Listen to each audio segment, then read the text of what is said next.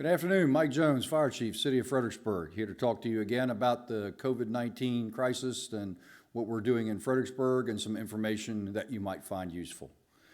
First, let's talk about the local health district, the Rappahannock Area Health District, which includes the 4 counties in the City of Fredericksburg.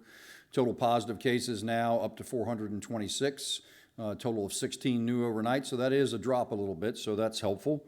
221 cases in Stafford, 126 in Spotsylvania, 30 in King George, 22 in Caroline.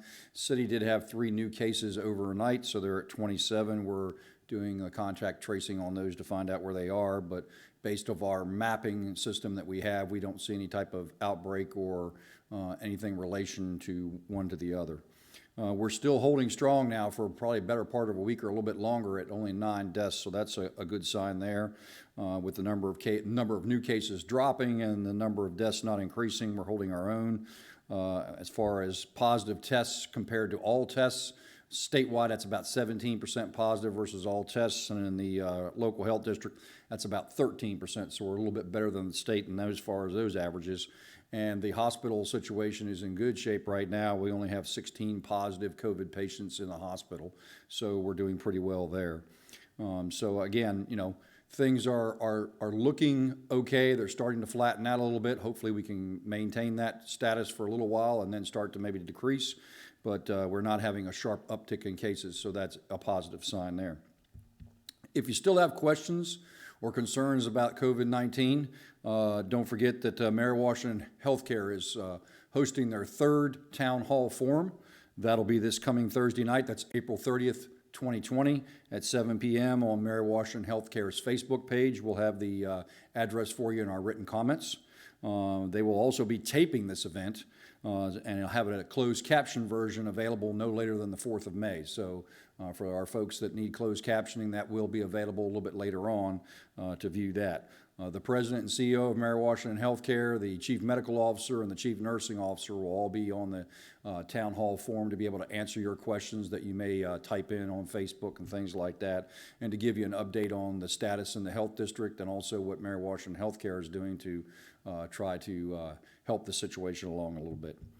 With the updated CDC guidelines that are out now related to symptoms for COVID-19, they've increased a few of the symptoms there as they start to get more and more information on the particular virus and what it does. So they have added some things that kind of make it sound a little bit like the regular seasonal flu. Fever, chills, repeated shaking with chills, muscle pain, headache, sore throat, and also that kind of thing that kind of divvies it out from everybody else, a loss of sense of taste or smell. So if you have those signs and symptoms plus the cough and the difficulty breathing, that may be a sign of COVID-19. So it's important that you know those signs and symptoms, and it's also important to understand when to call 911 and when not to. So let's talk and review that just for a minute. When to call 911. If you're having difficulty breathing, please call 911. If you have a high fever, you know, up 102, 103, 104, something like that, are confused, disoriented, or dizzy, those are good reasons to call 911. Have sudden severe pain anywhere in the body is a good reason to call 911. Or you have symptoms consistent with a heart attack, a stroke, or an allergic reaction. When not to call 911. If you just want information about COVID-19, that's not a good reason to call 911. There are a lot of other sources out there than calling the dispatch office for information about COVID-19. If you need a ride to a doctor's office or clinic, that's something that we can't provide through the dispatch office or through first responders. You'll have to find other arrangements to be able to do that.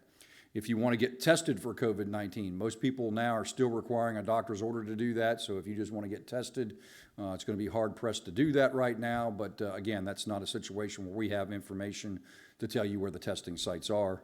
And if you have very mild symptoms, you know, if you just have a case where you feel sick and things like that and you don't have any of these other persistent symptoms or they haven't lasted any length of time, then you probably can stay home and go forward from there. Again, remember, city government is open and functioning. We're available by all electronic means and also by the telephone. We do have people in the offices working even though the buildings are not open to the public, so that's available as well. And again, just can't emphasize enough, personal hygiene is very important.